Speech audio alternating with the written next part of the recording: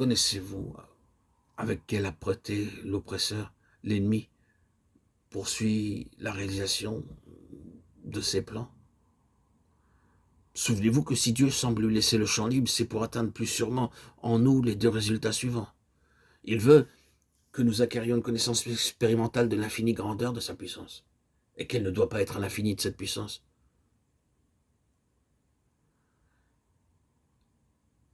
D'une part, il veut que nous fassions la découverte de ce qu'il y a d'infini dans sa puissance. Et d'autre part, il prend occasion des œuvres même de l'ennemi pour enfoncer nos racines encore plus profondément en terre. Le Seigneur exploite la haine de l'adversaire à ses propres fins. L'âpreté même de ses efforts, il l'utilise pour enterrer nos racines encore davantage et nous rendre d'autant plus inaccessibles à la puissance de Satan.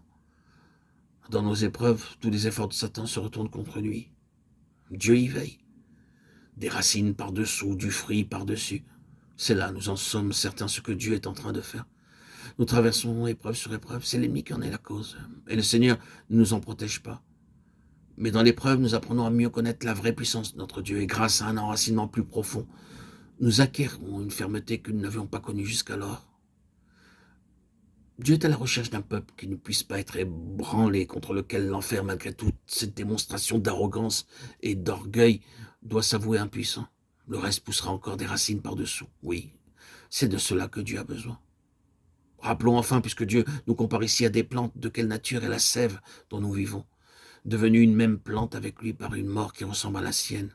Telle est la déclaration de l'apôtre. Car si nous sommes devenus une même plante avec lui par une mort qui ressemble à la sienne, nous le serons aussi par une résurrection semblable. Ainsi souvent, c'est l'ennemi qui est l'occasion de notre édification plus complète avec Christ dans sa mort. Ses assauts, ses provocations, ses accusations, tout. Oh, oui, ce n'est pas Dieu qui est la source du mal. Mais il le permet. Comment donc le Seigneur a-t-il pu permettre cela dans ma vie? Tel est bien souvent le cri de nos cœurs. Pourquoi cette chose-là, justement, cette parenthèse si douloureuse, si sombre, pourquoi le Seigneur l'a-t-il permise? Il aurait pu l'empêcher. Pourquoi?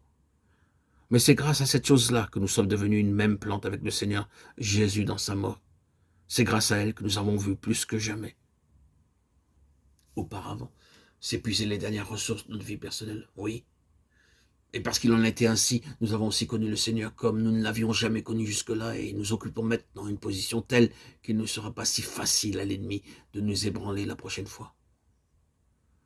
C'est dans ces chemins douloureux, dans ces expériences de mort, que Dieu manifeste sa souveraineté, devenue une même plante avec lui par une mort qui ressemble à la sienne.